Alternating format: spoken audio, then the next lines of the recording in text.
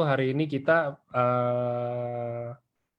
ada satu dokter ini yang biasa bawain Q&A, pasti udah tahu. Ini ada Dokter Wijaya di sini. Halo dok.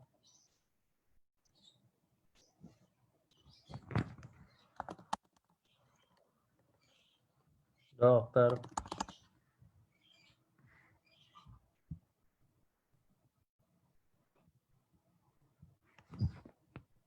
Suaranya belum ada dok. Di unmute. Bentar. Nah, tuh tinggal pencet. Oke, saya udah.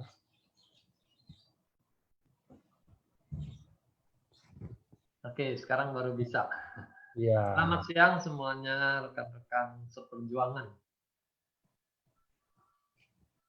Siang Ya. tuh semuanya pada bilang. Ya, ini teman sejawat ini di bidang kesehatan. Ya, gimana Bro Angga, lanjutkan? Melanjut ini masih selamat siang dokter, semuanya selamat siang dokter. Siang tadi Dokter Wijayanya udah bilang. Ya, selamat siang semuanya. Nah, jadi hari ini kan kita mau Q&A tapi dari Dokter Wijaya ini dia ada slide. Jadi slide ini emang udah rangkuman pertanyaan-pertanyaan umum ya dok ya. Iya. Jadi kita maksudnya kalau yang emang mau nanya boleh, tapi nanyanya kalau bisa yang di luar dari yang akan dibahas sama Dokter Wijaya nanti. Jadi kita ikutin dulu aja rangkuman acaranya. Itu banyak kok, saya udah ada lihat presentasinya juga. Banyak pertanyaan-pertanyaan general yang umum yang sering ditanya nih dok ya. Ya. Nah, jadi disimak aja kita rame-rame. Oke. Oke, langsung aja dok kalau gitu. Oke, Di-share saya aja. siapkan share screen dulu ya. Belum bisa Bro Angga share screen dari saya. Coba, sebentar. Nah, udah bisa belum? Oh ya, bisa.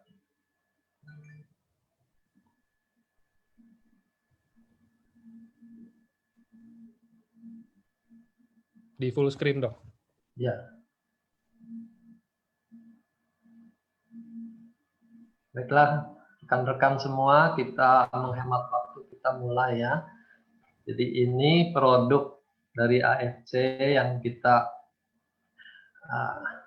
banggakan ya, original dari Jepang, dan kita akan mendalami produk barunya yaitu Subarashi. Jadi tadi sudah diterangkan ada dua peptida baru yang ditambahkan sehingga patennya bertambah. Paten SOP yang dulu 3 itu tetap ada. Jadi sebenarnya regenerasi kulit itu perbaikan struktur kulit itu kan otomatis menyangkut dengan regenerasi sel di seluruh tubuh.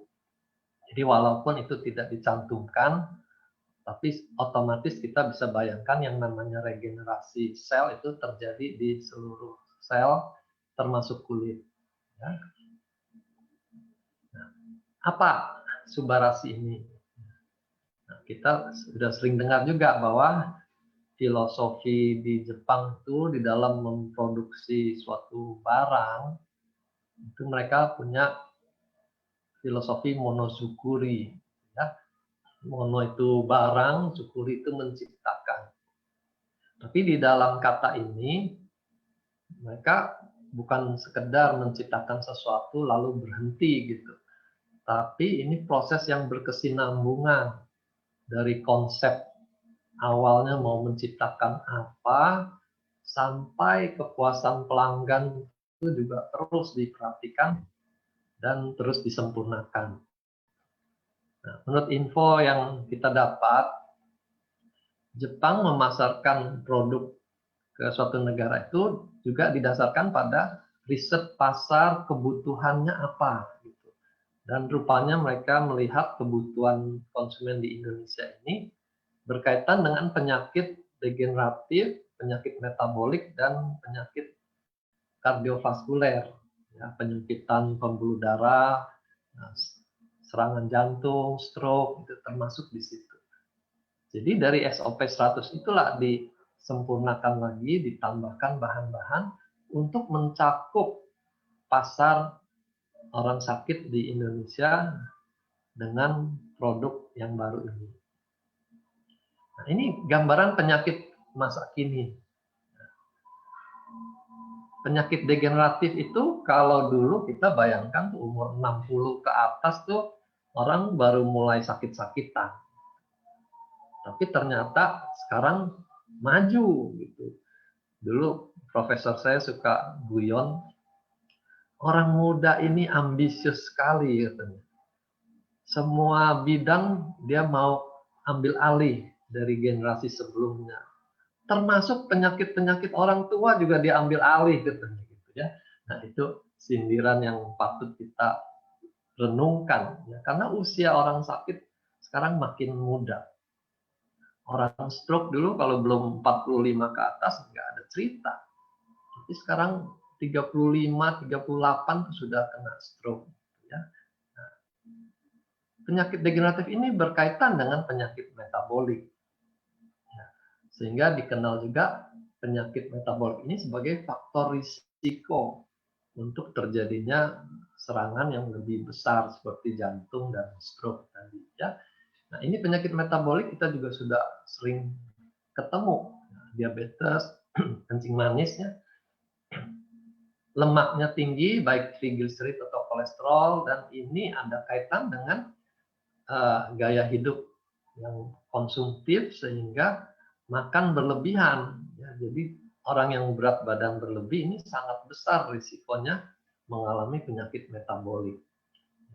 Nah, di dalamnya juga termasuk tiroid yang terlalu aktif. Ini masuk penyakit metabolik. Nah, penyakit kardiovaskuler yang kita kenal juga salah satunya hipertensi gitu ya. Banyak kita sudah alami hipertensi sejak umur yang masih muda. Dan ujung-ujungnya dia mendapat serangan jantung koroner atau stroke. Lalu penyakit yang belakangan juga makin banyak itu autoimun. Ini memprihatinkan juga. Di satu sisi kita perlu sistem imun yang kuat, tapi di lain sisi kalau sistem imun yang kuat tapi salah sasaran, malah merusak tubuh kita sendiri. Nah, itulah autoimun. Dan di paling bawah ini kanker ya juga makin lama makin banyak kasusnya. Bahkan di Inggris tuh anak-anak yang kena kanker juga meningkat gitu ya. Jadi memang ada yang salah dengan gaya hidup kita sekarang ini. Nah, ini sedikit gambaran bagaimana suatu proses yang degeneratif jangka panjang bisa menimbulkan penyakit. Ini gambaran pembuluh darah. Normal dia lapang sekali, sesuai dengan diameter dari pembuluh darah itu. Kalau terjadi penumpukan dari waktu ke waktu, dia makin sempit. Nah, sini mulai prehipertensi. Tensinya sudah mulai naik ke ambang batas. Nah, celakanya orang kalau dibilang, wah, hati-hati loh, sudah masuk darah tinggi. Dia tenang-tenang bilang, oh belum, masih di perbatasan gitu ya. Padahal ini sudah pasti akan melaju. Dari prehipertensi dia makin sempit, jadilah hipertensi. Jadi dalam kondisi ini, dinding pembuluh darah ini sudah menjadi kaku, tidak elastis lagi. Sehingga kalau ada kenaikan volume darah, dia langsung akan menaikkan tensi. Tidak ada lagi spare-nya, tensi itu stabil. Ya. Apa yang disempurnakan dari produk SOP 100 ini? Ya, pertama SOP-nya bertambah banyak. Jadi tambah 50%, jadi SOP 150 plus kita boleh katakan gitu ya. Lalu ditambah 2 peptida baru. Yang pertama dari otot ikan sarden. Nah, ini penting diingatkan ya. Nah, karena ada dengan yang bilang, wah dari salmon kok turun ke sarden gitu. Wah, kita nggak menurun ini kualitasnya. Ya, itu gambaran yang aneh karena kita bukan makan ikan sarden kalengan ya. Bukan dagingnya di blender lalu dikeringkan lalu dimasukkan ke dalam kantongnya Subarasi, bukan begitu. Kita mengambil peptida Jadi ini ekstrak tingkat tinggi dari otot ikan sardin diambil peptidanya. Begitu juga dari tomat. Ya. Ada yang langsung melihat tomat tuh sudah merinding dulu. Waduh, saya alergi tomat. Gitu ya. Ya juga bukan seperti itu. Bukannya tomat diperes lalu dikeringkan masuk ke dalam sana. Ini peptidanya. Jadi ada asam amino yang diambil jadi peptida dan mempunyai fungsi yang khusus. Nah, di sini peptida yang dari sardin nanti akan berperan sebagai antihipertensi, yang dari tomat ini akan berperan sebagai anti agregasi. Ya, ini dua yang di bawah. Jadi paten fungsi SOP yang 3 di atas tetap ada, walaupun tidak tercantumkan ini struktur kulit itu otomatis terjadi karena regenerasi sel juga terjadi di kulit. Nah, itu yang menghasilkan efek anti-aging-nya. Keriput jadi berkurang itu karena peran regenerasi sel. Ya. Jadi walaupun di dusnya nanti tidak ada tertulis, yakinlah bahwa itu ada di sana.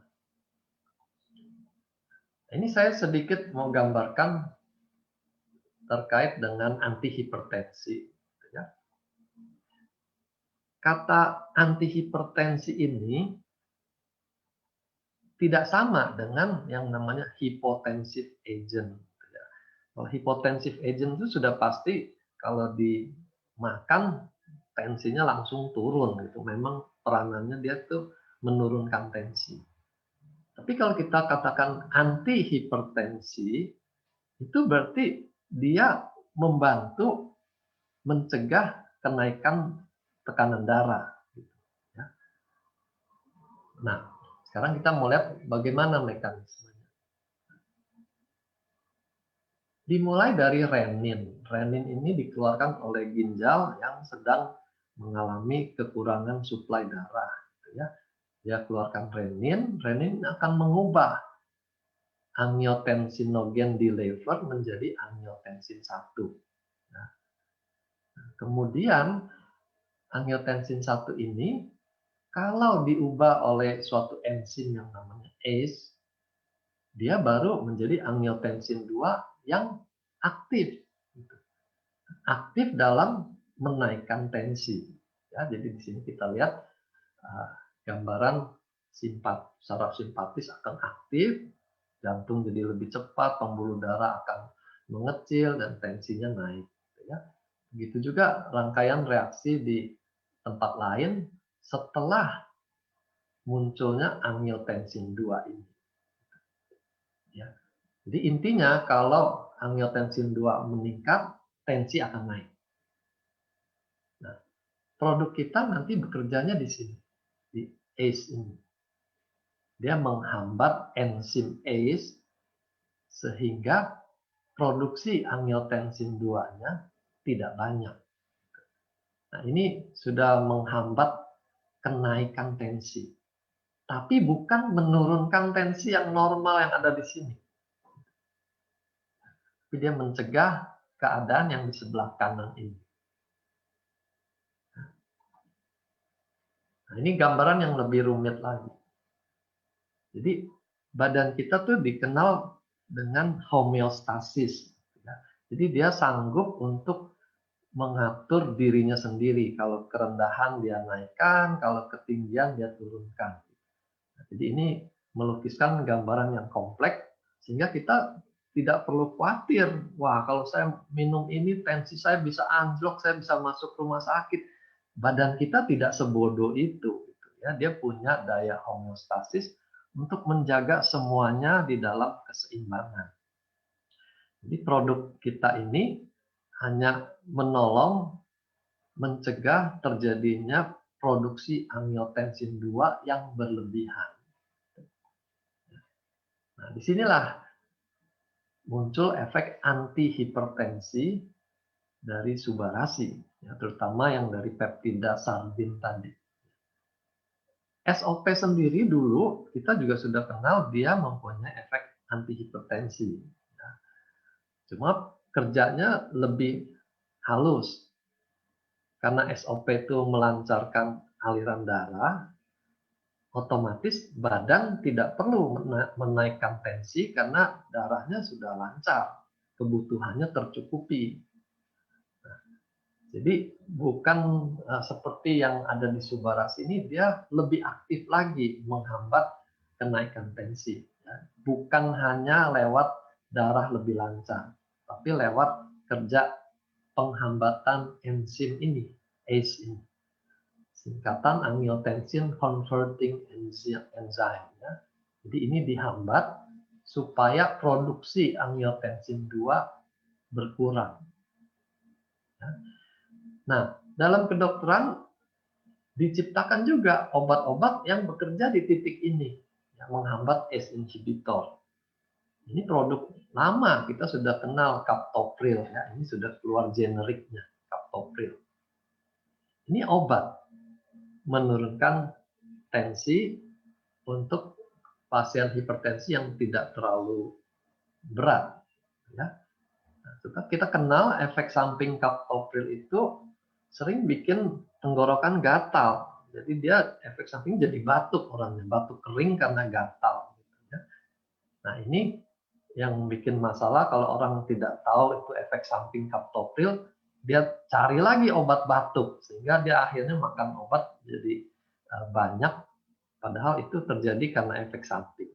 Nah, kita berharap dengan adanya bahan yang sama yang diambil dari ekstrak makanan, ya, peptida sardin, dia tidak menimbulkan efek samping seperti pada obat. Ya. Ini peptida yang dari tomat, dia punya efek anti agregasi trombosit.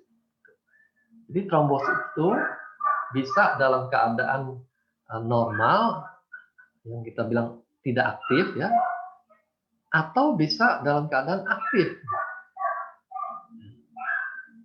Aduh, maaf, itu tetangga punya dogi, saya belum punya ruangan kedap suara ini. Mohon maaf. Jadi trombosit ini, kalau dia teraktivasi, baru dia berperan untuk melakukan penyumbatan luka-luka. Pertama dengan bentuknya berubah.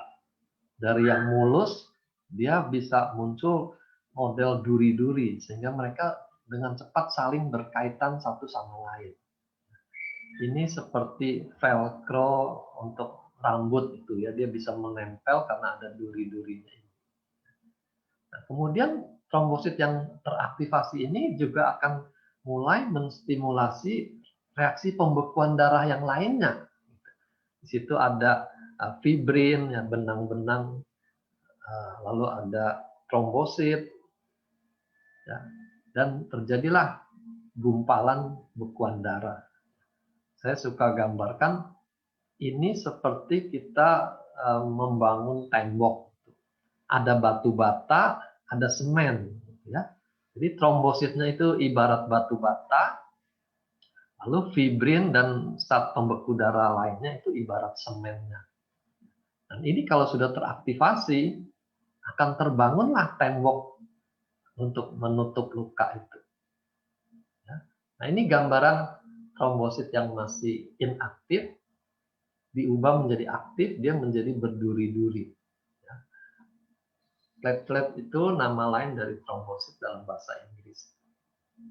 Nah, jadi peranan antiagregasi trombosit ini akan mengurangi kelekatan trombosit satu sama lain, sehingga mereka tidak saling menempel. Dan otomatis darah juga jadi lebih lancar. Nah, ini rumitnya trombosit secara keseluruhan. Untuk mencegah trombosit itu saling lengket, tuh rupanya ada banyak sekali reseptor yang bisa dipengaruhi.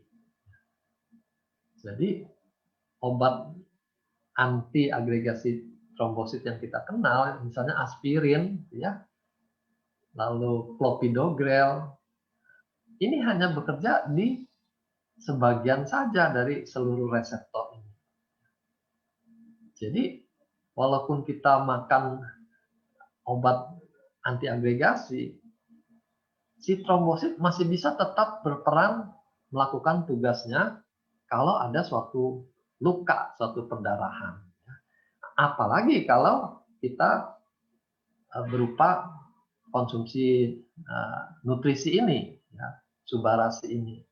Jangan takut bahwa konsumsi subarasi nanti trombositnya jadi seperti diblok, tidak bisa lagi melekat sehingga perdarahan akan ngocor begitu ya. Tidak begitu. Kita hanya mempengaruhi sebagian dari daya antiagregasi trombosit ini. Nah, ini lengkapnya proses pembekuan darah. Selain trombosit, ada benang-benang fibrin yang akan melekatkan satu sama lain menjadi suatu bangunan yang kita sebut gumpalan darah. Gumpalan pembekuan darah untuk menambal suatu perdarahan. Perdarahan itu kan dinding pembuluh darahnya robek.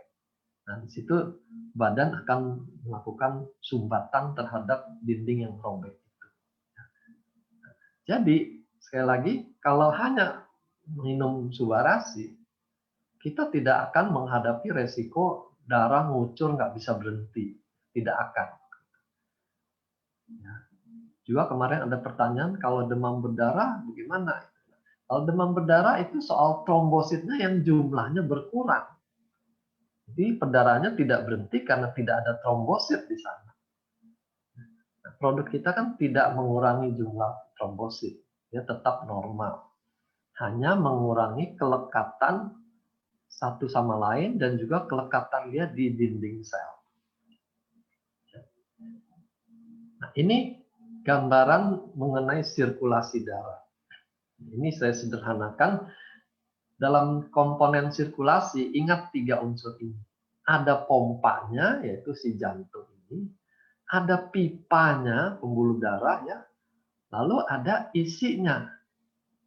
Ya, isinya nanti ada selnya, lalu ada cairan darahnya, serumnya. Untuk pompanya, dia organ terdiri dari sel-sel.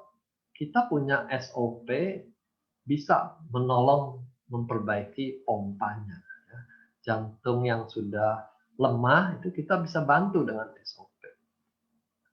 Nah, untuk pipanya yang tadi hipertensi karena plak, karena mampet, itu kita bisa bantu dengan keberadaan peptida sambin ini. Untuk isi darahnya, trombositnya yang kita kenal sebagai darah kental, kita bisa bantu dengan komponen yang dari tomat, yang dikenal sebagai mereknya tuh Fruit Flow. Nah, ini yang peptida tomat Fruit Flow. Jadi ketiga bahan inilah yang masuk ke dalam subarasi. Jadi dari gambar ini kita bisa lihat betapa pentingnya peranan subarasi dalam sirkulasi darah.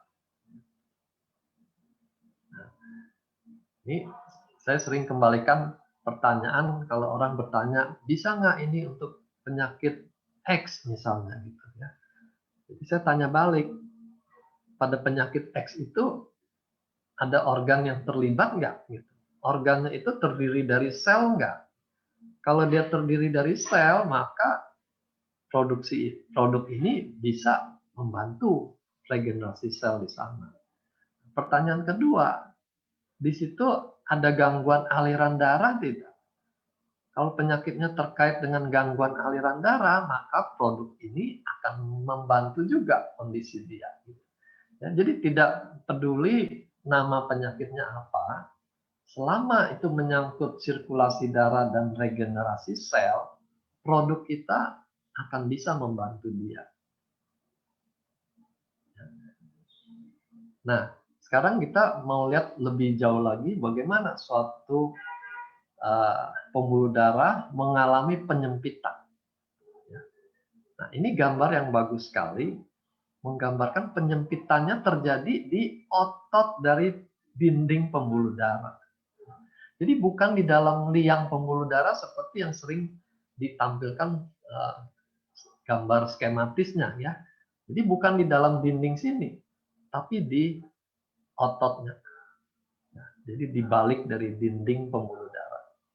Nah, ini bermula dari bulatan kecil ini ya. Ini di sini digambarkan sebagai LDL kolesterol. Ya. Makanya dikatakan kolesterol LDL itu sebagai kolesterol jahat. Karena dia yang berperanan menembus dinding pembuluh darah ini, masuk ke dalam area ototnya, dan di situ dia menimbulkan timbunan plak. Ya, jadi plaknya ini ada di sini. LDL akan teroksidasi. Jadi kalau barang teroksidasi itu seperti besi, karatan itu teroksidasi. Jadi dia akan berubah. Di sini dia akan menjadi foam cell, gitu ya, membentuk foam cell. Nah ini cikal bakal terjadinya plak di sini. Nah, ini menggambarkan penyempitan. Ya, kalau dilakukan kateterisasi dibilang ini 60%, menyempitnya sudah 80%, gitu ya. Nah, yang bikin problem adalah bukan diameter sisanya yang menentukan kapan seorang dapat serangan jantung. Walaupun dia masih 70%, kalau terjadi robekan plak di sini, jadi dindingnya ini robek, isi dari plak ini keluar di sini, maka dalam hitungan menit trombosit akan datang ke tempat ini dan membentuk gumpalan ini. Sisa yang 30% itu dalam beberapa menit langsung mampet total. Ya. Ini penting kita ingat. Jadi jangan tenang-tenang kalau di kateter, wah saya masih 60%, tenang-tenang. Ya, belum tentu. Setiap waktu, kalau terjadi robekan plak, bisa terjadi sumbatan yang masif, yang besar. Nah, disinilah kita pentingnya menangani semua proses ini. Turunkan kolesterolnya, berikan bahan untuk menetralisir oksidasinya, gitu ya. Dan berikan bahan yang mencegah si trombosit tuh menempel di dinding ini, sehingga dindingnya mulus terus. Ini gambaran lain. Ya. Sekali lagi, plaknya itu terbentuk di dinding, ya, bukan di dalam lumennya ini. Nah, ini lebih kelihatan. Bukan di dalam lumen, tapi di dindingnya. Dindingnya makin lama makin tebal oleh plak. Nah, ini yang dikatakan. Kalau kita kateterisasi, yang dilihat adalah sisa lubang ini. Ini penyempitan 50%, gitu ya.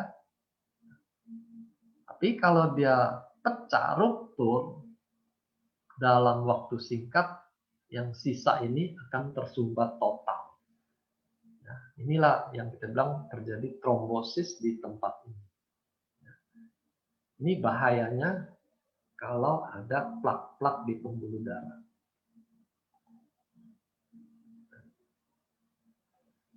Terkait dengan pertanyaan apakah tensi saya akan turun, kita perlu mengenal beberapa obat hipertensi. Ya. Nah, ini yang vasodilator, dia kalau diberikan pembuluh darahnya itu akan melebar, sehingga tekanannya berkurang, tahanan perifer berkurang, otomatis tensinya turun. Ya.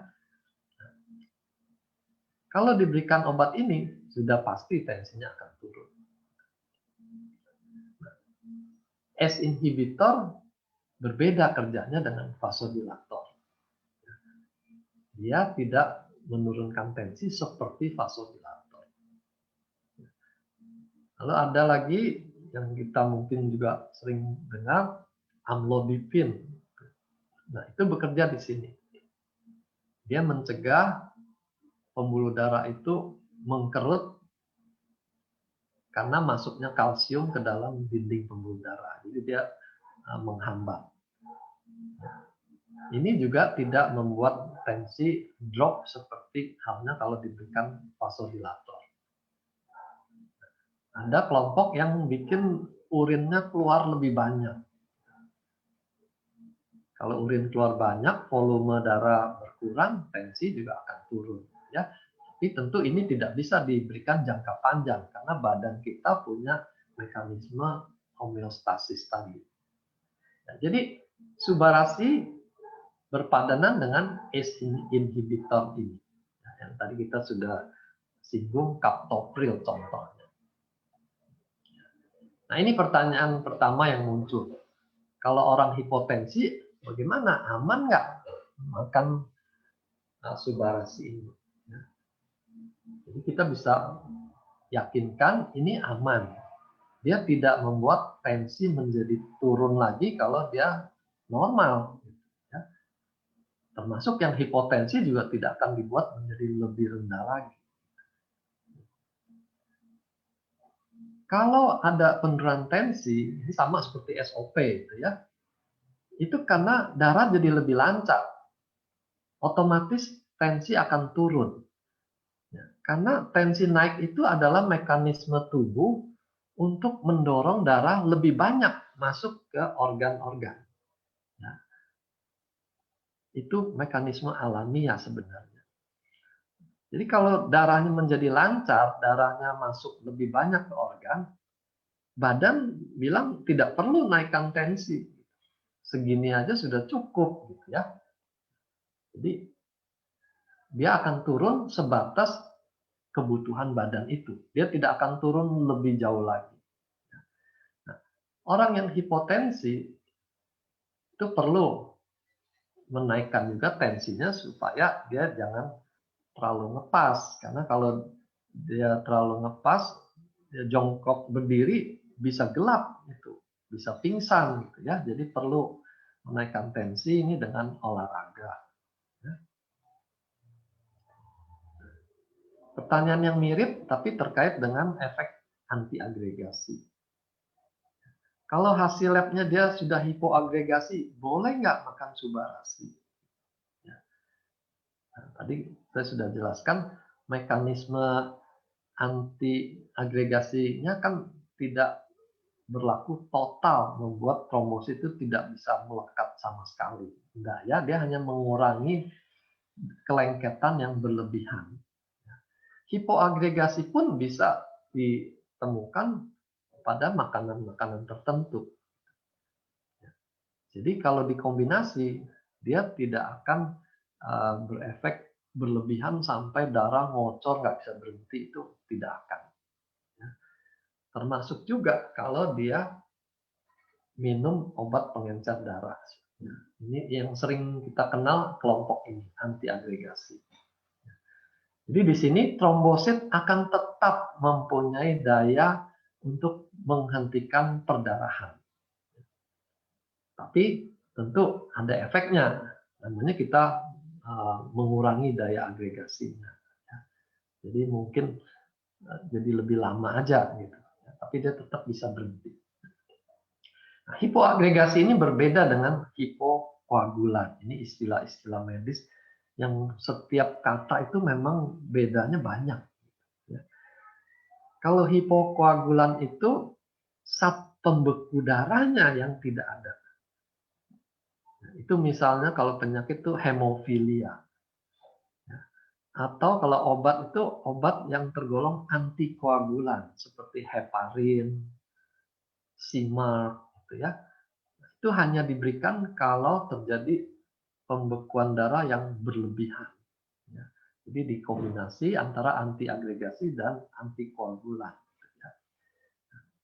Kondisi hipokoagulan itu lebih berbahaya. Ini benar-benar perdarahan tidak berhenti kalau terjadi hipokoagulan. Jadi jangan khawatir. Kalau levelnya masih soal agregasi trombosit, kita tetap bisa menghentikan perdarahan secara normal.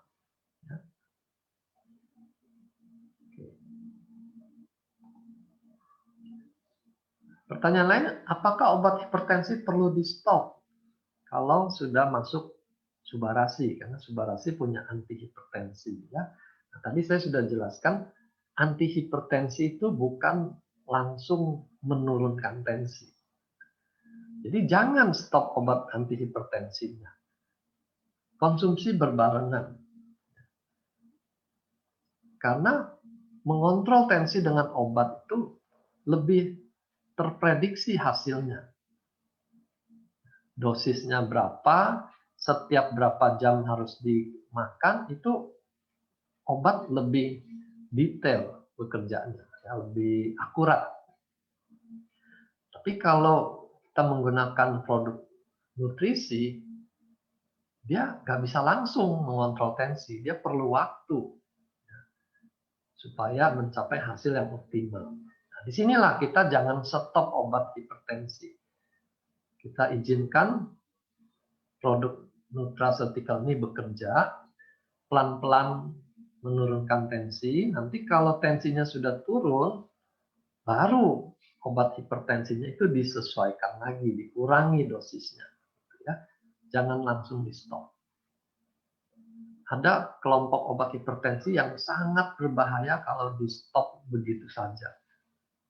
Bisa terjadi yang namanya rebound effect, tuh tensinya langsung melejit tinggi, melebihi kondisi semula. Dan bisa terjadi pecah pembuluh darah karena dia stop makan obat hipertensi. Jadi bagaimana solusinya?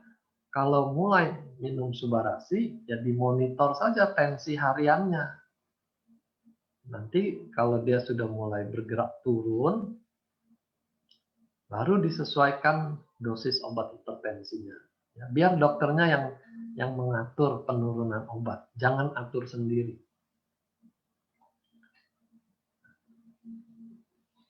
Apa manfaat untuk pasien dengan stroke? Di sini yang dimaksud tuh stroke yang tersumbat, ya, yang iskemik karena sumbatan.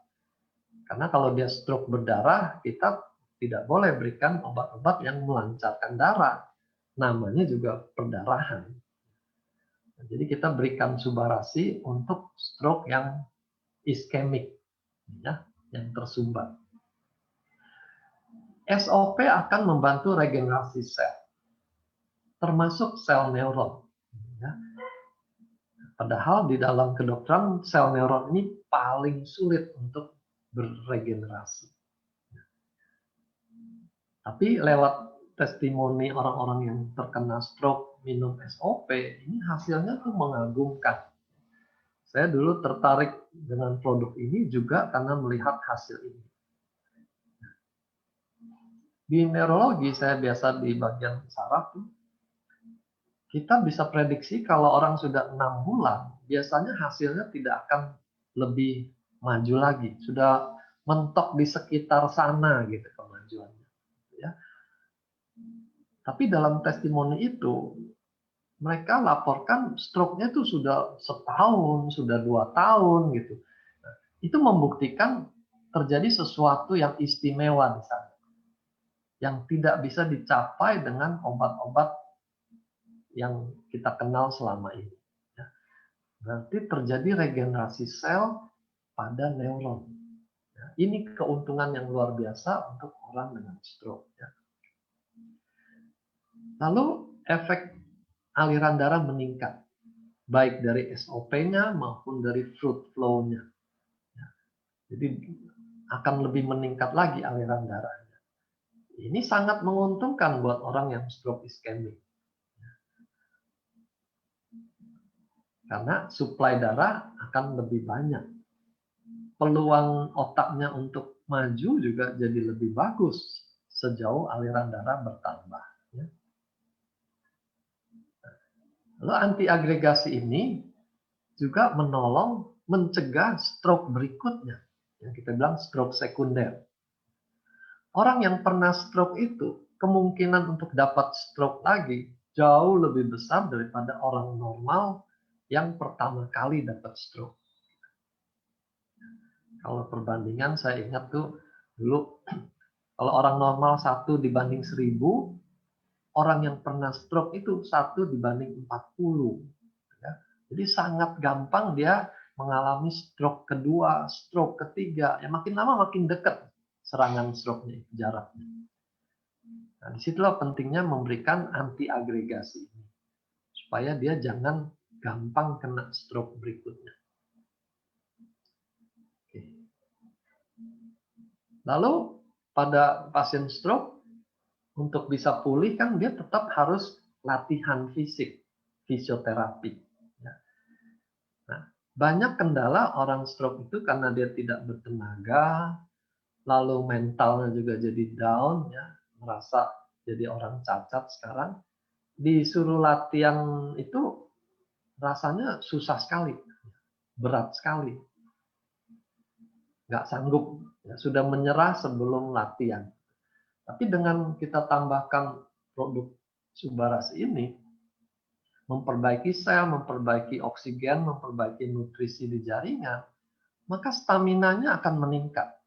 Dia jadi lebih bersemangat untuk ikut latihan fisioterapi, dan dengan kemajuan yang dia dapat juga menambah semangatnya untuk lebih rajin lagi latihan. Yang kedua, untuk autism. Ini dua hal ini ya, stroke dan autism, yang membuat produk ini tuh luar biasa gitu ya. Karena obat-obat tidak mencapai kemajuan seperti ini. Bagaimana dia bisa membantu autism? Pada autism itu terjadi kerusakan-kerusakan kecil di bagian otak, ya, yang dikenal dengan minimal brain defect. Jadi nggak kelihatan cacat dari luar, tapi lebih di fungsi luhur dari otaknya ini ada gangguan. Ya, misalnya anak-anak yang suka ngamuk, gitu. Gampang emosi, gampang ngamuk, mukul. Gitu. Nah, ternyata waktu mereka dikasih SOP, bisa berkurang ngamuknya ini. Dia bisa lebih tenang. Dan dengan lebih tenang, dia bisa mengikuti pelajaran dengan lebih baik. Ya, jadi buat orang tua, buat gurunya, ini kemajuan yang luar biasa. Ya. Dan yang pasti, karena ini produk nutrisi, dia aman dari efek samping obat. Nah, selanjutnya asam urat dan GORD. Ini salah satu pertanyaan juga. Ya. Kita bedakan. Kalau asam urat itu bicara soal asam uratnya tinggi. Tapi selama dia tidak bikin serangan GORD, orangnya tenang-tenang saja, gitu ya, tidak kesakitan, tidak ada rasa apa-apa. Tapi waktu dia serangan GORD, ini sakitnya luar biasa, kakinya bengkak, merah, dan sakit sekali. Kalau dia serangan GORD, ini termasuk kondisi yang akut. Produk nutrisi itu tidak cukup untuk mengatasi masalah yang akut ini. Nah, di sini obat-obat medis itu lebih unggul. Ya, bisa dengan cepat mengatasi nyeri, mengatasi peradangan, mengurangi bengkak, itu bisa dilakukan dengan cepat. Jadi, kalau saat serangan, andalkan obat-obat. Tapi kalau untuk jangka panjang, bagaimana menurunkan asam uratnya supaya tidak gampang-gampang serangan GORD itu, nah, di situ peranan nutrisi, ya, dalam hal ini nutraceutical, ya, menjadi penting sekali. Asam urat tinggi mayoritas itu terkait karena fungsi ginjal yang menurun, ya. Daya buang di ginjal itu berkurang. Makanya kalau di periksa lab, asam urat itu adanya di bagian pemeriksaan fungsi ginjal. 70% ini dibuang lewat ginjal. Jadi kalau ginjalnya menurun fungsinya, mulailah terjadi penumpukan asam urat di dalam darah. Asam urat yang tinggi ini akan menimbulkan endapan di saringan ginjal dan pelan-pelan akan merusak ginjal.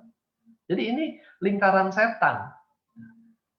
Ginjal rusak bikin asam urat tinggi makin merusak ginjal. Ya. Nah, jadi disinilah jangan kita tenang-tenang kalau melihat asam urat tuh mulai naik. Ya. Jangan tunggu lewat batas baru kita heboh. Jangan. Apalagi tunggu serangan artritis baru heboh. Kita sudah terlambat banyak. Begitu dia mulai naik dari lab yang sebelumnya, lakukan perbaikan. Nah, gimana peranan SOP? Dia bisa meregenerasi organ ginjal.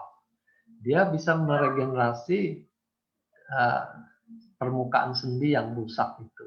Nah, tentu ya, kita harus perhatikan juga keparahannya. Kalau sudah parah, kita baru mulai, tentu hasilnya jadi minim. Tapi kalau kita masih dini, kita sudah mulai perbaikan, hasilnya tentu akan lebih maksimal. Ya. Dan jangan lupa, perhatikan diet untuk asam urat ini. Saya ingat ada satu profesor gizi yang menyederhanakan soal diet itu dengan akronim benjol ini.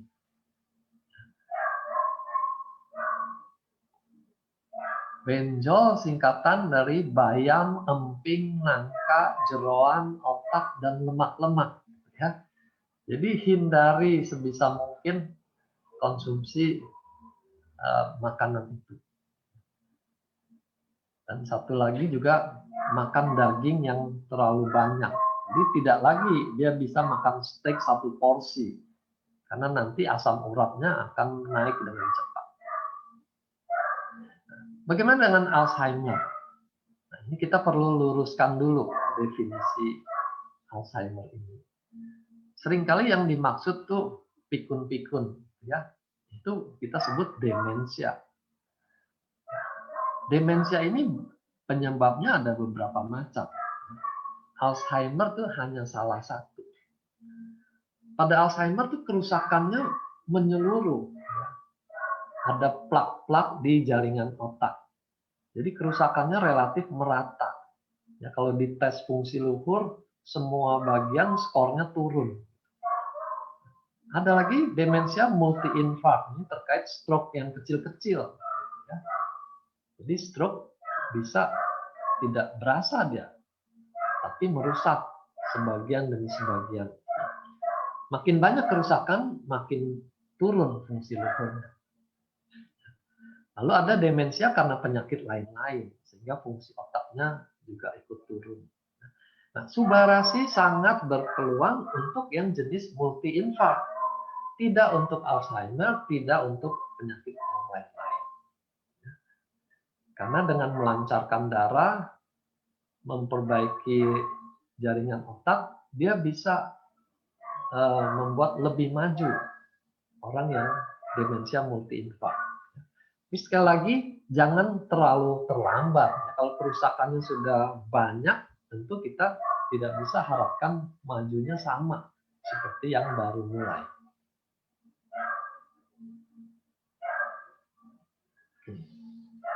Lanjut dulu, ini autoimun.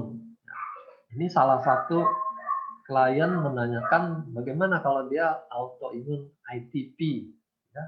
Di sini ada trombosit yang turun jumlahnya sehingga terjadi perdarahan di bawah kulit, kulitnya biru-biru. Ya. Kalau istilah orang dulu itu dijilat setan. Gitu. Nah, ini hati-hati, jangan-jangan dia kena ITP. Autoimun itu sendiri ada lebih dari 100 macam. Jadi kita tidak menangani autoimun A, autoimun B, autoimun C. Tidak ya, kita melihat ini sebagai satu kelompok. Autoimun dasarnya ada sensitivitas yang berlebihan pada sistem imunnya. Jadi mirip dengan orang alergi. Orang alergi itu juga terjadi hipersensitivitas. Nah, bedanya kalau autoimun ini hipersensitivitasnya itu merusak badan dia sendiri, ya. Sehingga dia menyerang organ-organnya sendiri. Nah, disitulah tergantung autoimunnya kemana. Ada yang ke ginjal, ada yang ke pembuluh darah, ada yang ke kulit. Ya. Tapi sama dasarnya hipersensitivitas. Nah, testimoni kita menunjukkan ada perbaikan.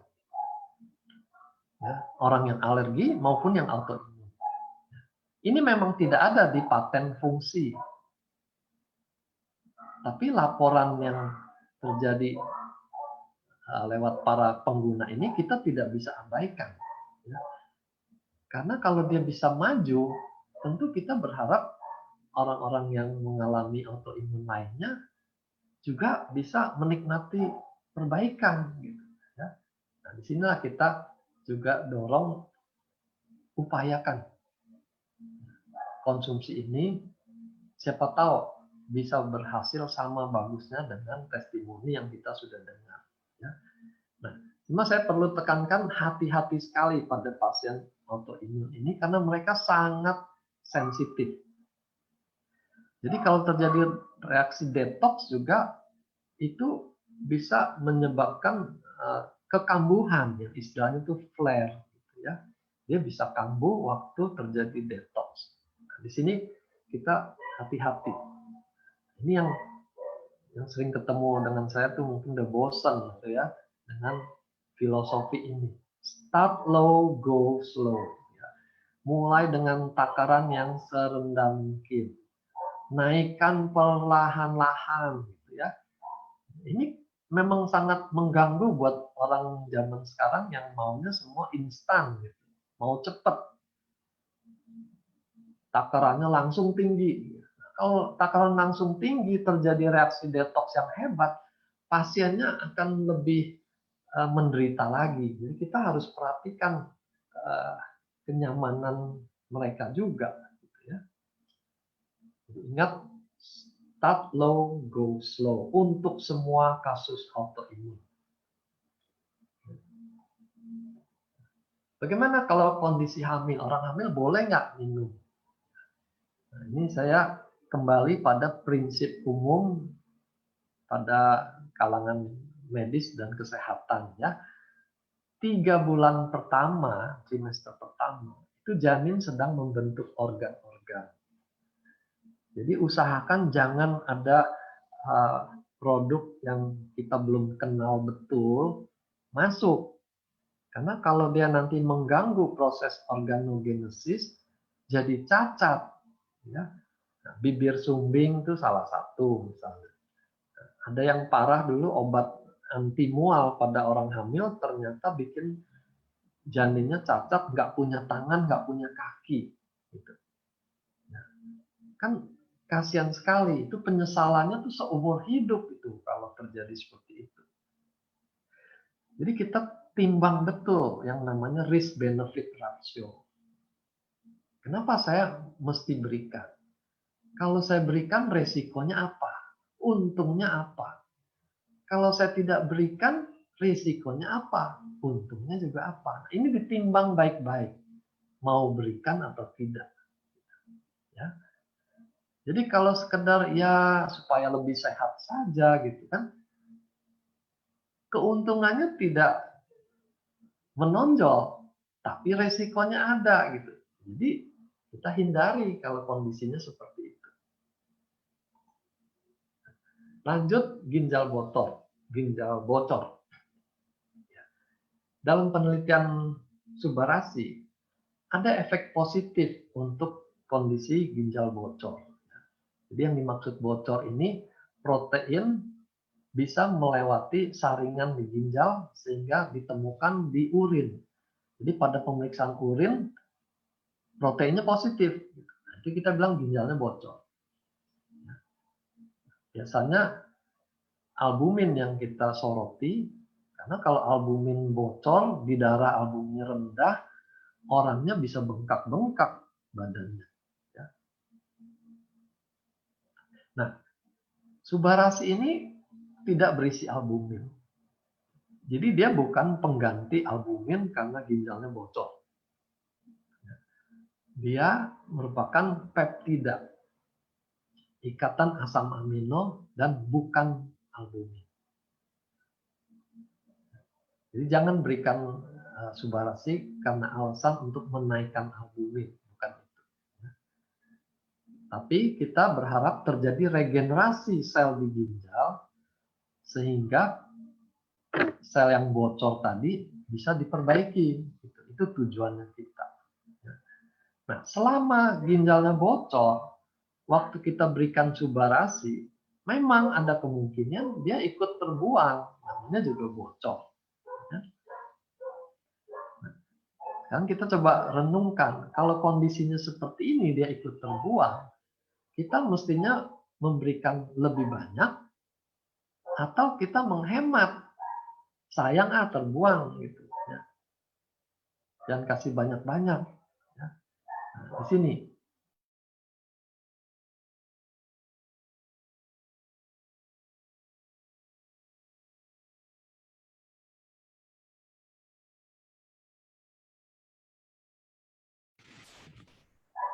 Nah, kita mengejar suatu renovasi organ.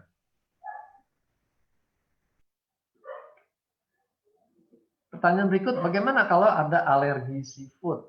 Ya, kan ikan sardin tuh ikan laut. Nah, di sini kita juga mesti bedakan. Yang namanya alergenik, makanan yang bisa menimbulkan alergi itu pada umumnya itu molekul protein yang besar. Nah, makin kecil ukuran molekulnya, apalagi seperti asam amino ini udah yang paling kecil dari protein itu. Resiko alergi ini akan berkurang. Tapi kita tidak bisa bilang tidak mungkin. Kemungkinan alergi itu tetap ada. Apalagi kalau orangnya memang sangat hipersensitif. Kita ada klien yang autoimun, dia hanya makan setengah saset aja bibirnya bengkak. Jadi hati-hati sekali.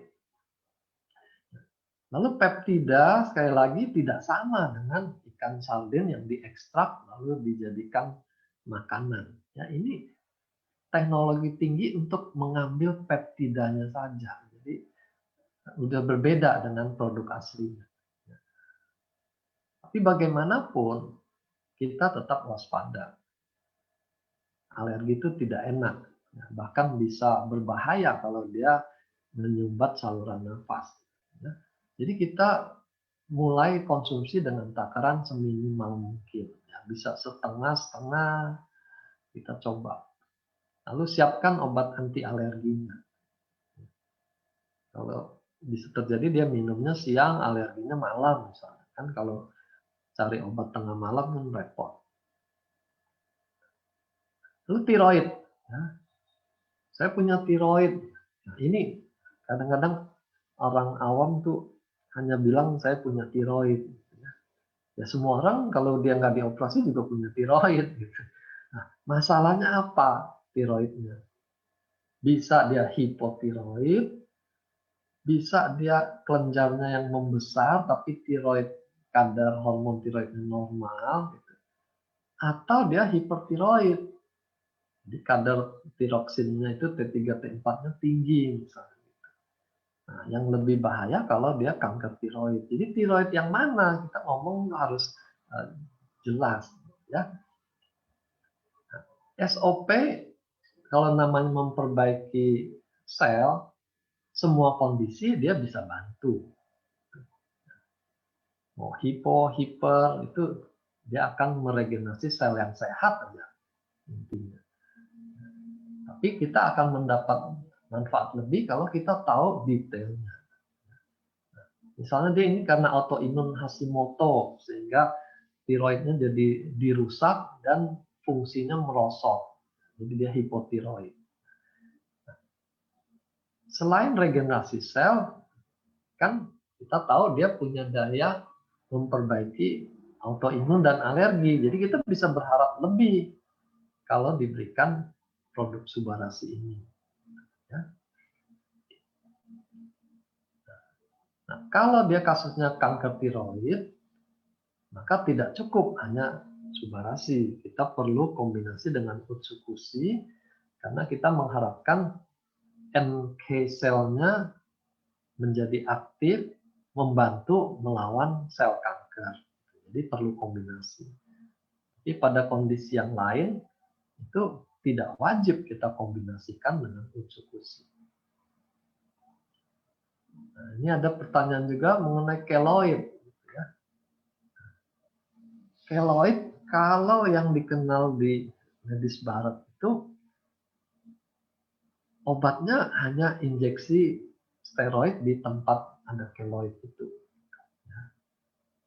Tapi saya sudah lihat sendiri kasus penggunaan aktivasi stem cell itu keloid itu bisa menipis. Jadi kita bisa harapkan peran stem cell ini bisa mengurangi pembentukan keloid. Sampai saat ini kita belum terima nih testimoni orang keloid makan SOP yang membaik. Ya. Tapi teorinya ini bisa terjadi. Dan saya sudah lihat pada penggunaan produk lain yang mengaktifasi stem cell. Nah, diabetes bagaimana? Kita sudah dapatkan juga cukup banyak testimoni orang yang kencing manis, profil gulanya membaik. 300-an bisa turun ke 100-an. Bahkan ada testimoni orang yang pakai insulin, itu dosis insulinnya bisa dikurangi. Nah, di Indonesia kalau orang pakai insulin itu biasanya karena obat tablet diabetes itu sudah tidak mempan. Jadi tidak ada lagi insulin yang bisa diperas dari pankreasnya, baru mereka pakai suntikan. Jadi kalau dosis insulinnya bisa dikurangi, itu berarti pankreasnya mulai memproduksi lagi insulin yang baru. Ya, itu suatu berita yang sangat menggembirakan. Jadi buat penderita diabetes, ini kita boleh bilang ini wajib mereka konsumsi supaya pankreasnya minimal lebih sehat, ya.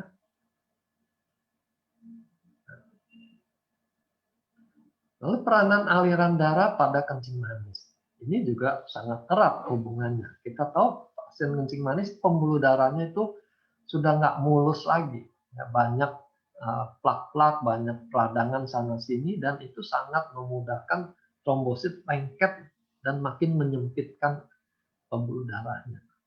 Jadi di sini perlu kehadiran antiagregasi trombosit ini. Jadi Subarasi punya kelebihan dibanding SOP pada pasien diabetes, aliran darah itu akan lebih baik. Jadi resiko orang diamputasi juga akan lebih kecil kalau aliran darahnya lancar. Ya.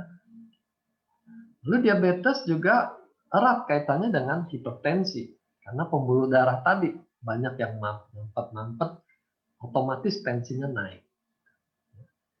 Tensi naik akan bikin stroke, serangan jantung. Jadi kombinasi diabetes dengan hipertensi ini kombinasi yang sangat buruk. Kemungkinan kena stroke dan serangan jantung itu jauh lebih besar daripada mereka berdiri sendiri. Lalu kanker, radiasi, dan kemo. Tadi kita sudah singgung kalau kanker kita perlu dua macam, Subarasi dan Utsukushi. Yang SOP-nya untuk mendukung sel sehat, Utsukushi-nya untuk memerangi kankernya. Nah, kondisi tambahan pada pasien kanker ini, trombositnya juga lebih gampang lengket satu sama lain. Sehingga lebih sering terjadi sumbatan di vena-vena dalam. Kakinya mendadak bengkak, sakit itu karena aliran darah di tungkai itu tidak bisa kembali ke atas. Venanya tersumbat. Jadi keberadaan Subarasi bisa membantu mencegah terjadinya deep vein thrombosis ini. Selain tadi melancarkan darah, meregenerasi sel. Juga untuk kondisi umum dengan melancarkan darah, dia membawa oksigen dan nutrisi lebih baik. Ini akan menyokong sel sehat untuk melawan sel kanker tetangganya itu. Jadi mereka berdua itu saling berperang, sel kanker dengan sel sehat di tetangganya. Sel kanker akan berusaha melemahkan sel sehat di sekitarnya supaya dia bisa ekspansi dengan lebih leluasa. Bagaimana kalau orang mau operasi? Kita lihat pada kasus lain, omega 3 misalnya. Omega 3 itu juga dikenal punya efek antiagregasi. Tapi sudah terbukti bahwa dia tidak sampai mengganggu resiko perdarahan. tadi saya sudah singgung ya, ada anti agregasi trombosit, tapi tidak bikin massa perdarahannya itu jadi memanjang. Jadi pada omega 3 mereka berani mengeluarkan tidak harus dihentikan menjelang operasi. Nah, Subarasi termasuk di kelompok makanan ini juga. Jadi dia tidak mengganggu proses pembekuan darah yang normal. Tapi kalau kita mau lebih hati-hati lagi, karena pada saat operasi itu kan banyak darah keluar. Kalau bisa dihemat perdarahannya tentu sangat menguntungkan buat pasien itu. Jadi balik ke risk benefit ratio. Kenapa saya harus paksakan minum kalau dia menjelang operasi? Nanti kalau perdarahannya jadi lebih lama, darah keluar lebih banyak, waktu operasi juga jadi lebih panjang. Kan kasihan juga, gitu ya. Jadi daripada kita menimbulkan efek merugikan, sebaiknya kita ikuti pedoman umum ya, 3 kali 24 jam, jangan Anda masuk bahan-bahan yang bisa mengganggu soal pembekuan darah ini. Nah, ini prinsip pada obat-obat seperti Aspilet itu. Mau cabut gigi, mau operasi, disarankan 3 hari jangan konsumsi obat-obat itu. Gitu ya. Jadi ini bukan larangan, ya. Ini hanya jaga-jaga prinsip risk benefit ratio. Kalau saya stop 3 hari, toh tidak ada ruginya. Gitu ya.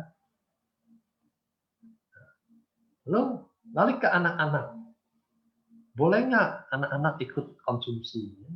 Sama jawabannya seperti SOP. Anak-anak itu tidak perlu, karena sistem perbaikan sel mereka masih bagus. Stem cell-nya masih, stoknya masih banyak. Nah, kecuali ada kebutuhan. Misalnya anaknya kecelakaan, tentu di situ ada kerusakan sel yang lebih banyak dari kondisi normal. Atau gangguan tumbuh kembang seperti anak autis tadi, gitu ya. Nah, di sini kita berikan juga. Nah, kalau bisa lebih maju, kenapa tidak? Gitu ya, kita berikan. Nah, bagaimana takarannya? Ya, kita perkiraan saja. Ini pedoman umum dalam pemberian obat itu ya.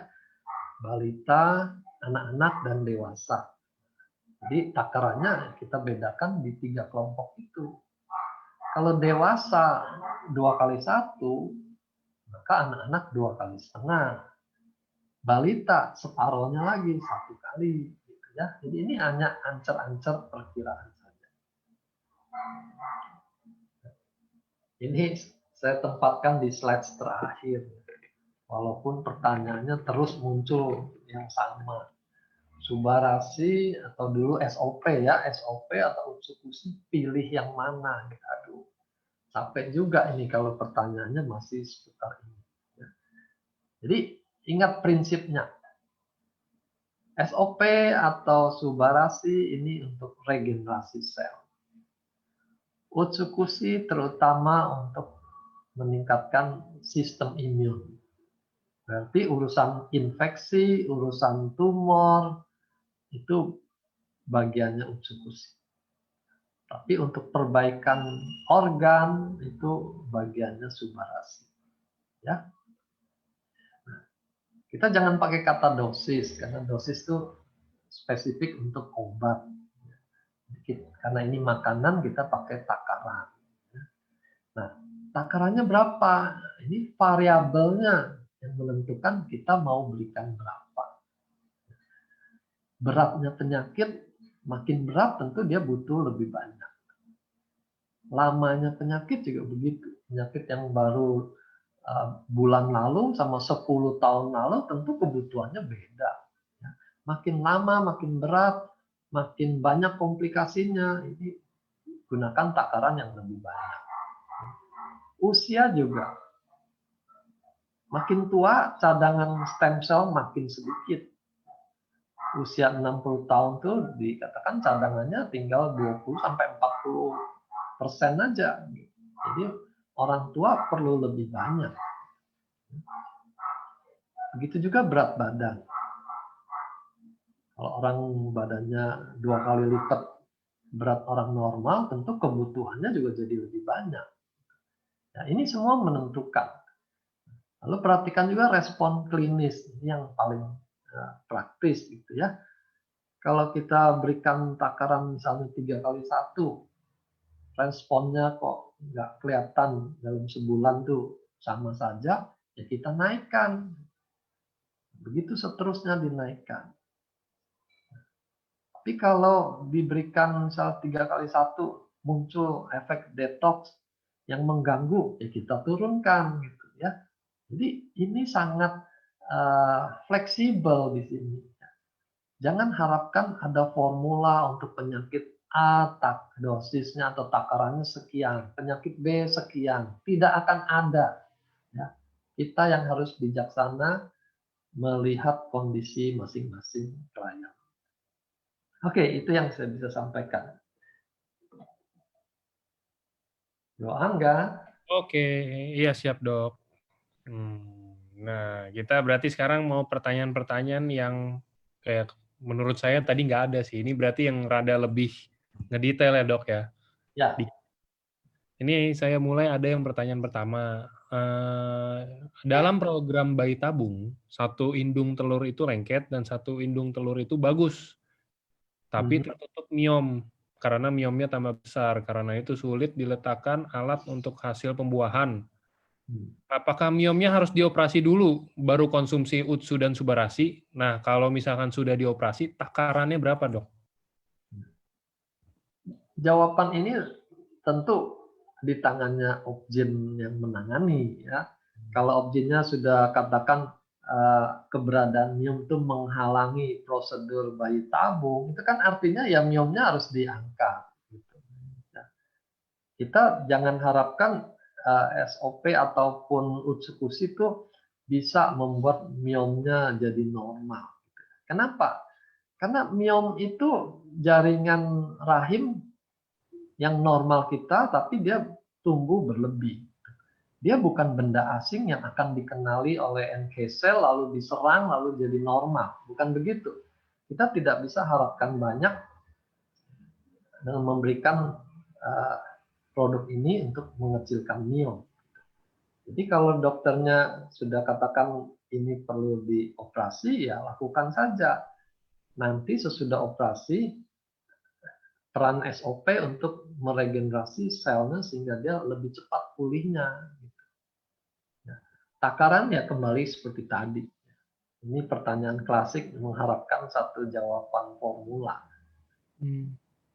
Lihat umurnya. Kalau standar 2x1 itu sudah mencukupi. Oke. Kalau ini ada teman saya ada yang sakit sistitis dan CVID. Apakah apakah Subarasi dan Utsukushi bisa membantu dan berapa saset? Ya, ini sama sih pertanyaannya kayak yang tadi. Sebenarnya kalau bisa, kalau yang tanya harus disertai umur juga ya dok ya. Iya. Mau dibantu takarannya juga lebih enak kita misalkan ininya. Wah ini dia nggak kasih tahu umur sih, terus dia nanya berapa saset minumnya. Sistitis itu peradangan di kandung kemih. Nah, kalau peradang itu menyangkut suatu infeksi, maka kedokteran barat tuh lebih unggul karena ada antibiotik. Oke. Jadi kalau kasusnya dia kesakitan, buang air kecil kesakitan, panas, perih, mengganggu sekali, ya dia carilah pengobatan dari dokternya. Nah, tapi kalau sistitisnya ini kronis, bolak-balik dia gampang infeksi, lalu kita berpikir ini jangan-jangan daya tahannya memang lemah, daya tempur leukositnya lemah, sehingga dia gampang terinfeksi gitu. Nah, situ ada peranannya SOP atau utsekusi untuk memperbaiki kerusakan sel karena radang kronis itu dan juga memperbaiki daya tempur leukositnya melawan kuman yang masuk. Ya. Jadi jangan lupa juga soal kebiasaan yang salah yang membuat dia gampang infeksi. Nah, misalnya sering nahan kencing, gitu. Itu juga mempermudah dia infeksi. Kebiasaan itu harus dia perbaiki. Oke. Oke. Terus yang satu lagi saya kurang jelas, CVID itu apa? CVID. CVID ini nggak tahu, asal jangan bukan COVID kali ini CVID. Oke. Nah, ini sekarang saya ada dibantuin. Ini ada yang dari Facebook. Yang dari Facebook.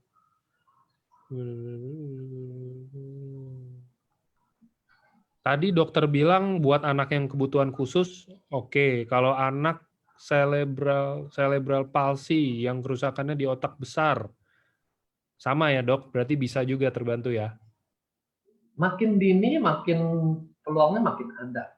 Cerebral palsy itu bisa terjadi tuh waktu menolong kelahiran, terjadi trauma di dalam otak, dan dia jadi cacat. Nah, kalau kondisinya seperti itu, tentu kita berikan sejak dini. Kalau tunggu dia jadi remaja baru diberikan, hasilnya tentu berkurang sekali, karena kerusakannya sudah permanen.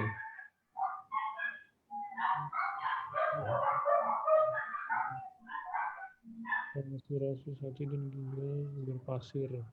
Waduh, ini dok mau tanya kalau ini mungkin lebih ke arah utsukushi utamanya. Dok mau tanya kalau untuk sirosis hati dan ginjal berpasir, dosis apa bukan dosis lah ini saya ini bagus kombinasi dua-duanya takaran berapa dok? Harusnya tanya ginjal berpasir. Sirosis hati itu ya, itu kerusakan jangka panjang juga. Penyebabnya macam-macam. Bisa infeksi kronis, bisa karena alkohol. Kita kalau berikan SOP pun itu terbatas mempertahankan yang sehatnya itu tidak ikut tambah rusak. Tapi kondisi yang sudah sirosisnya kita tidak berani janjikan akan maju pulih seperti level yang normal itu kita nggak berani janji sama sekali ya. Jadi minimal dia menjaga fungsi liver yang ada sekarang itu tetap bagus. Begitu juga ginjal. Kalau ginjal berpasir, jangan berpikir SOP akan membersihkan pasirnya. Ini bukan begitu. Sama seperti kasus batu gitu. SOP bisa nggak menghancurkan batu ginjal? Ini bukan tugasnya. Tugas dia hanya memperbaiki sel yang rusak. Nah, kalau soal pasir jadi batu, itu ya dicari kenapa. Kenapa sampai ada endapan? Apa minumnya itu kurang? Atau asam uratnya tinggi karena dia makannya tidak dijaga misalnya gitu ya. Nah, itu hal yang harus diperbaiki. Jangan semuanya ditumpahkan pada khasiat SOP, itu terlalu sekali. Gaya hidup itu menentukan nasibnya dia. Oke.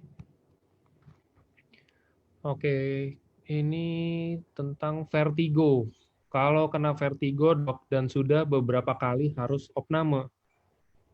Nah, yang bersangkutan ini wanita umur 52 tahun. Bagusnya kalau mau dikasih subarasi dan utsukushi, takarannya berapa? Vertigo itu kita kenal dua macam. Vertigo sentral itu masalahnya di otak. Pusat keseimbangan yang ada di otak. Vertigo perifer itu di telinga itu bagiannya THT. Itu ada kristal yang terlepas yang bikin dia serangan vertigo. Subarasi terkait dengan memperbaiki aliran darah itu lebih cocok untuk yang vertigo sentral. Vertigo sentral itu biasanya tidak berat. Dia hanya rasa ada sempoyongan, rasa melayang, rasa seperti naik lift. Gitu. Itu bisa diperbaiki. Tapi kalau vertigonya hebat sampai muntah-muntah, harus opname, itu bagian THT. Jadi penyakit yang akut itu pengobatan medis barat tuh lebih unggul. Oke. Oke, nih ada pertanyaan yang Menarik yang ini nih, Dok, apa minum Subarasi dijamin tidak akan hipertensi untuk selamanya? Dan kalau sudah minum Subarasi, apa tetap minum obat dokter? Kalau misalkan minum Subarasi tapi setiap hari makan nasi Padang paru, ya mau hipertensi juga pasti. Cuman Obat mana sih yang ada jaminan? Ya, nggak mungkin karena ya tadi saya singgung juga gaya hidup itu menentukan nasibnya seseorang. Jadi bukan soal obat mana yang paten yang terjamin. Nah, kalau gaya hidupnya kacau mana ada obat yang mempan. Tapi kalau kombinasi boleh kan ya Dok sama obat dokter? Itu pada awalnya harus dia jangan pikir untuk stop obat pada startnya. Hmm. Karena obat hipertensi itu lebih terkontrol untuk mencapai target tertentu. Dia tinggal atur dosisnya atau kombinasi dengan obat lain, targetnya tercapai. Tapi kalau dia dengan uh, nutrisi begini, dia tidak seakurat pakai obat. Apalagi kalau minumnya itu tidak rutin, gitu, ya, seingatnya saja, atau kalau lagi ada stok, gitu, kan lebih berbahaya. Mendingan dia makan obat tapi terkontrol daripada minum suplemen aman tapi tidak terjamin suplainya. Oke. Oke, lanjut. Ini ada banyak Dok yang tanya. Jadi mungkin kita jawabin sekali aja. Ini yang nanya-nanya kayaknya mungkin belum sempat atau belum pernah ada ikut LOP apa segala macam gitu juga. Karena dia nanyanya, kalau misalkan ada orang yang kena stroke dan dia sudah minum obat dokter untuk tensi, pengencer darah, dan kolesterol, apa masih boleh konsumsi Subarasi? Boleh. Karena tidak salah, Subarasi itu ada kandungan untuk pengencer darah. Nah, ini dia Tadi masuk ke orang normal minum Subarasi, Dok. saya sudah jelaskan di slide tadi. Mungkin pertanyaannya duluan, gitu ya. Jadi tetap obat itu dikonsumsi dulu sambil dimonitor kurvanya. Kalau memang tensinya makin baik, obat hipertensinya dikurangi. Kolesterolnya makin baik, obat kolesterolnya dikurangi, gitu. Tapi itu perlu waktu. Makanya kan kita punya evaluasi 1 bulan, 3 bulan, 6 bulan.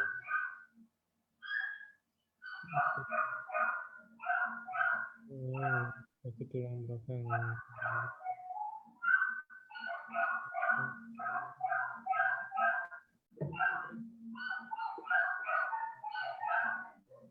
Selamat siang,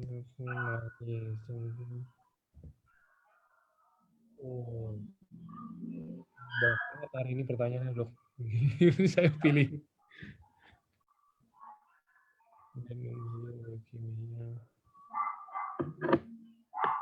Usia 36 tahun ada polip di lambung dan infeksi. Sekarang perawatannya dengan obat dosis tinggi karena mengarah ke kanker. Apa konsumsinya Subarasi Utsukushi, takarannya berapa? Nah, ini ya umur 30 tahun polip. Kalau polip dia masih bisa angkat, itu diangkat. Karena memang polip itu jangka panjang dia bisa berubah menjadi kanker. Tapi kalau dia sudah kanker ya prosedur pengobatan medis barat tuh diharapkan lebih efektif ya. Itu kan uji cobanya lebih ketat kalau untuk obat kanker. Cuma nanti bicara dengan dokternya peluangnya bagaimana. Kalau memang peluangnya bagus bisa sembuh total ya lakukan, jangan ragu. Nah, soal efek samping dari pengobatan kankernya kita bisa backup dengan nutrisi ini. Yang tadi saya sudah singgung kerusakan-kerusakan akibat racun kemo kita bisa backup dengan daya regenerasi ini. Jadi jangan perlakukan produk ini sebagai alternatif, perlakukan sebagai backup system, sebagai tim yang sinergi dengan pengobatan yang lain-lain. Oke, apa yang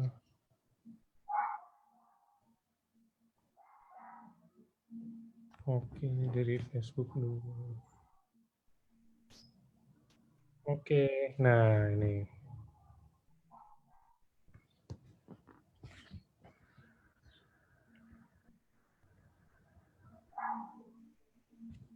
Waduh.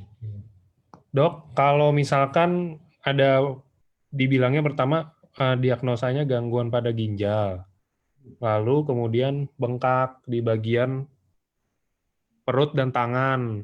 Nah, itu kira-kira kalau kata diagnosa dokter itu ginjalnya terganggu.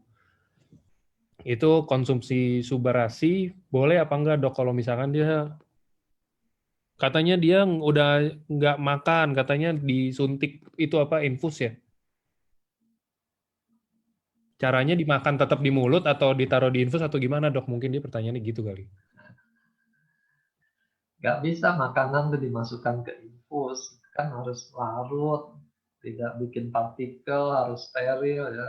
Jangan bayangkan lah Subarasi jadi obat infus. Kalau makan lewat sonda masih mungkin, tinggal dilarutkan dan dimasukkan ke sondanya. Kalau tanya soal boleh nggak, ya tentu karena kita targetnya memperbaiki kerusakan, ya boleh gitu. Kalau dari saya, gitu ya. Tapi kan izin itu juga melibatkan dokter yang menangani. Kalau dokternya lebih tahu kondisi saat ini, semuanya nggak boleh masuk, pasiennya harus dipuasakan, ya jangan dipaksa. Dia lebih tahu apa yang baik buat pasiennya. Oke. Oke. Kalau untuk kelenjar getah bening atau limfoma, Subarasi masih bisa ya dok ya? Kelenjar getah bening, Subarasi bisa untuk semua. Tinggal apakah perlu utsukushi atau tidak. Utsukushi itu karena peranannya di NK cell itu biasanya untuk tumor atau kanker yang padat, ya, yang berupa benjolan. Tapi kalau dia kanker darah, kanker leukemi gitu, kita tidak pakai utsukushi karena tidak ada peperangan melawan sel ganas lewat NK cell di situ.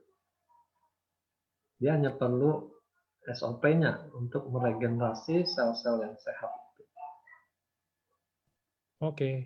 Ini dok kalau sehari-hari udah biasa konsumsi bermacam-macam vitamin seperti C, B kompleks, omega 3, 6, 9. Nah, kalau misalkan sekarang kan udah ada Subarasi dan Utsu, saya mau ganti jadi konsumsi Subarasi dan Utsu aja, apa boleh dok? Apa bisa kayak gitu? Tidak bisa. Ya. Jadi saya pernah katakan produk kita ini berbeda dengan suplemen yang biasa dipahami orang. Pengertian suplemen itu adalah makanan tambahan. Misalnya vitamin C itu ada di buah-buahan. Tapi orang ini jarang sekali makan buah. Maka dia butuh suplemen vitamin C. Orang kurang zat besi karena nggak suka makan bayam, dia butuh suplemen zat besi. Itu pengertian suplemen. Tapi kalau SOP Subarasi itu bukan suplemen dalam pengertian itu gitu. Jangan harapkan menambah vitamin C, menambah zinc lewat keberadaan Subarasi. Bukan itu tujuannya diciptakan Subarasi. Ya, ikuti saja paten fungsinya itu, dia untuk meregenerasi sel. Bahan-bahan yang disebutkan di suplemen itu kita bayangkan itu sebagai bahan baku untuk renovasi. Kita butuh bahan baku itu, entah dari makanan yang alamiah atau dari suplemen. Tapi kita butuh developernya ya, untuk membangun renovasi organ-organ tubuh kita. Nah, itu tugasnya si SOP. Ya. Jadi jauh lah, jangan bandingkan. Nah, ini ada vitamin C-nya, ada vitamin E-nya, kalsium, zinc. Kalau butuh itu cari saja suplemen di luaran. Kita tidak didesain untuk hal itu. SOP kan makanannya inti sel. Apakah kalau SOP dan Subarasi dikonsumsi tidak akan memberikan makanan kepada sel-sel kanker juga?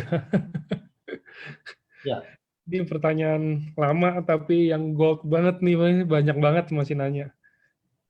ya, ya dimaklumi. Jadi ini bukan makanan ya. Jadi kalau balik lagi fungsi suplemen itu sebagai makanan, ya mungkin kita akan berpikir seperti itu.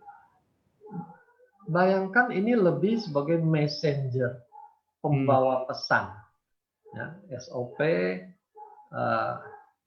food flow, ataupun tadi peptida sabit, ini semuanya sebagai messenger.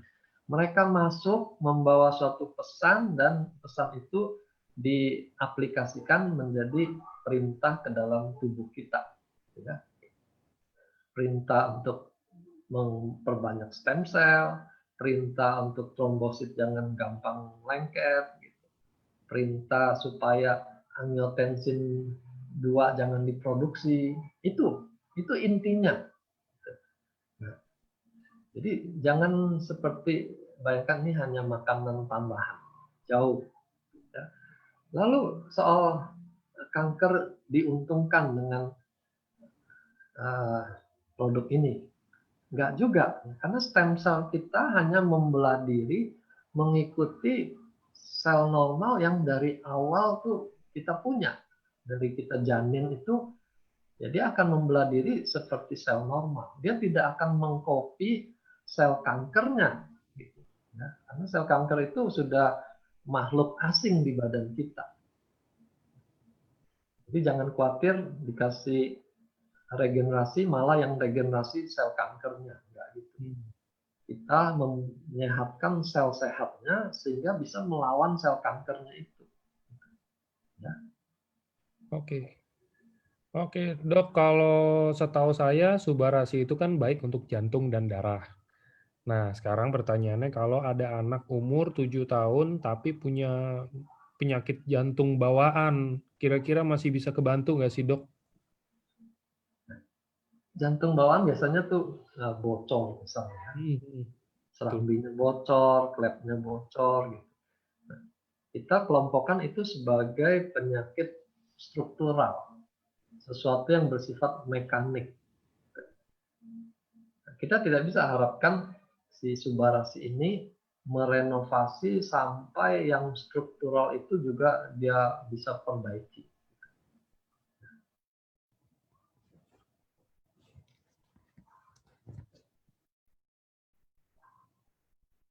Halo, Dok.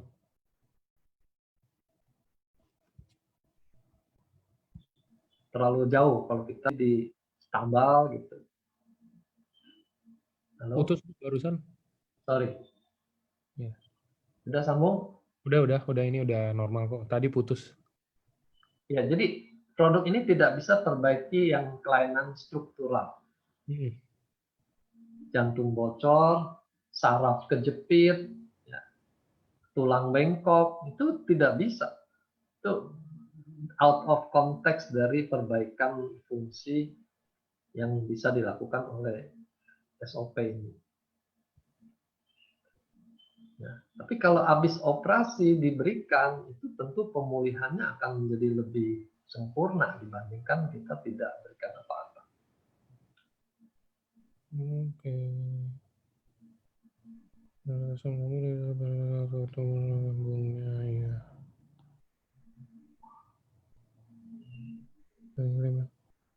Iya emang kalau buat saraf kejepit nggak bisa kan emang, Dok ya.